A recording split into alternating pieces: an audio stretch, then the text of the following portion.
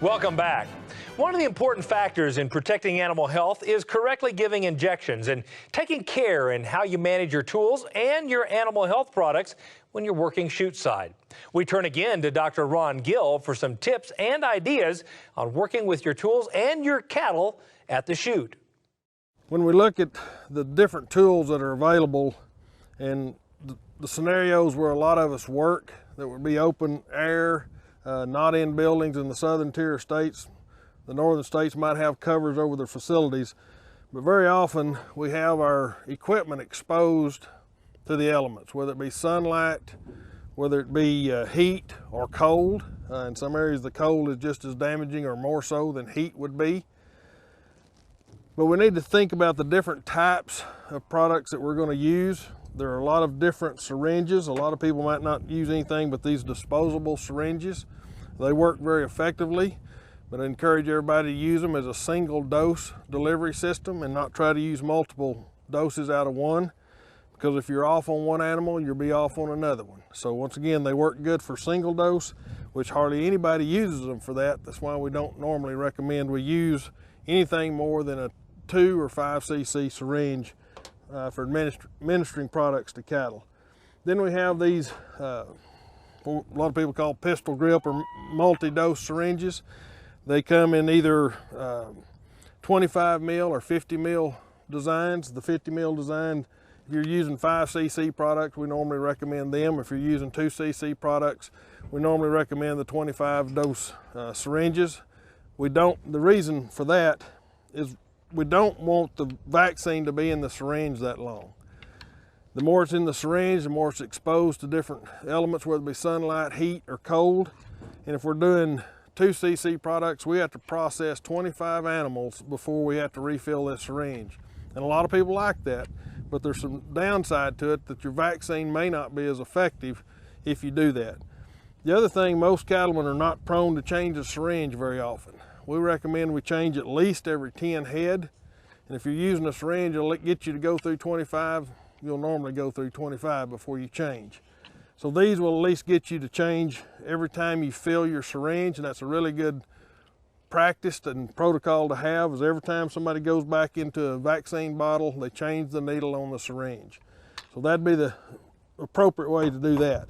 Now you notice this syringe has somewhat of a clear barrel, a little older design. This one has more of an opaque barrel, and it will keep some of the ultraviolet light out. But a lot of people are mistaken in thinking that's safe, because the heat and cold will still damage vaccine if left out in it. Sunlight, not so bad, but once again, use those as they should be as well. We now have some syringes such as this where we actually can attach the bottle to the outside of the syringe. They're very handy, easy to use. Your vaccine is always there. One of the issues I have with these is if you set it down, sometimes you can get an air pocket, and it's very difficult to ever get the air pocket out of one of these syringes without wasting vaccine. The other thing, this can be broken as you go in and out of a chute, breaking the neck off of it, and if you don't have some spares, then you're out of business for the day, so always have backups for these. Another one on a similar concept are these that have hoses. This is a preferred method for a lot of people, where the hose attaches directly to the syringe and then the other end to the bottle. The problem with that is the hose. That hose can expose vaccine to sunlight and expose it to more of the elements, particularly if it's cold. I would not use one of these if it's below freezing.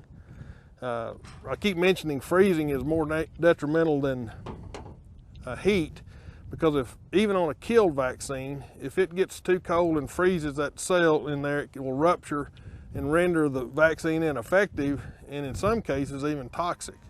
So we have to be very careful about freezing our vaccine, whether it be in our syringes, our processing area, or chute side. I know a lot of places in some of the colder areas will actually have the vaccine freeze in the syringe.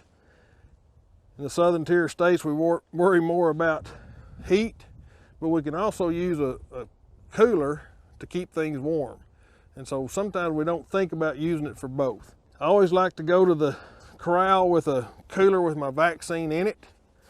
As you open the top on that, I always want to see cool packs, unless it's in really cold weather.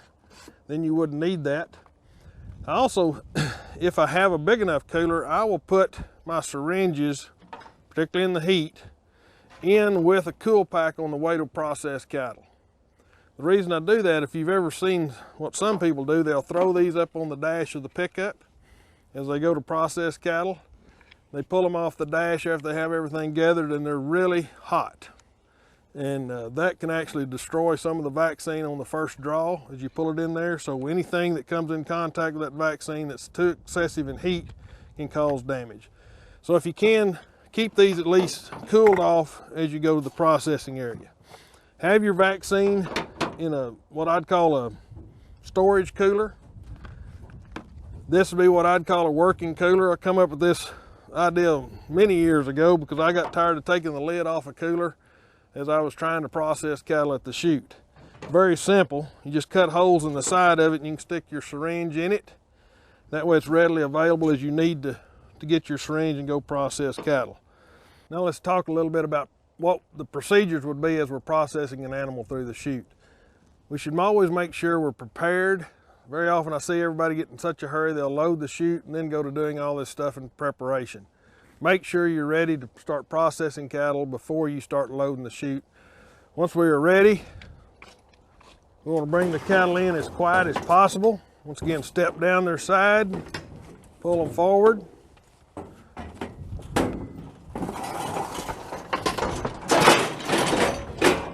Like cattle in self-catch head gate, or if you have somebody helping you, that works great. I like to let the cattle come in.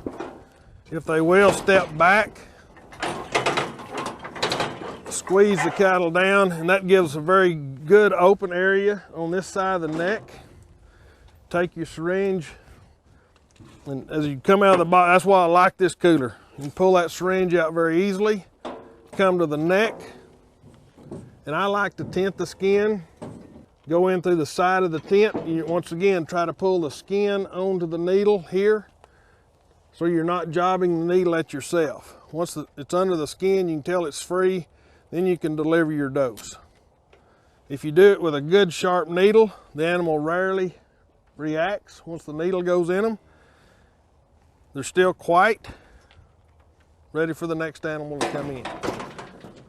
Once you're through with that, you can put your syringe back in there until you're ready for the next animal. If you have cattle running at chute speed in a processing area at a feedlot or a receiving yard, you're probably not going to need this because you're going so fast it really won't matter.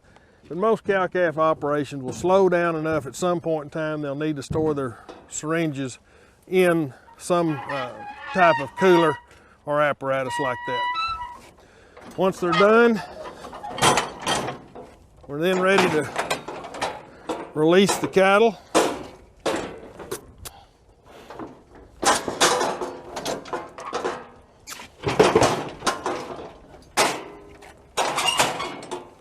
We'd like for it to be where they can come straight out so they're not going to make a sharp turn when they first come out the chute. Once you do that, you're ready for the next one. Step down the chute, run your hand down the back if they're a little balking a little bit. Put a little touch on them. And if cattle won't go forward into the self-catch, very often just giving them that little bit of time will allow them to do that. Once they set back, their head's a little more secure, and you're ready to process the next one. If it's an intramuscular injection, you want to go straight into this muscle area in the center of the neck, deliver your dose, come straight out. That area right below the ligament of the neck and above the spine and the lower part of the neck is all muscle tissue, and that's where all of our intramuscular shots should go. But if you're not doing one or two things to them, you can go pretty fast as you're processing your cattle. To find out more about smart chute-side protocols and the Beef Quality Assurance Program, visit bqa.org.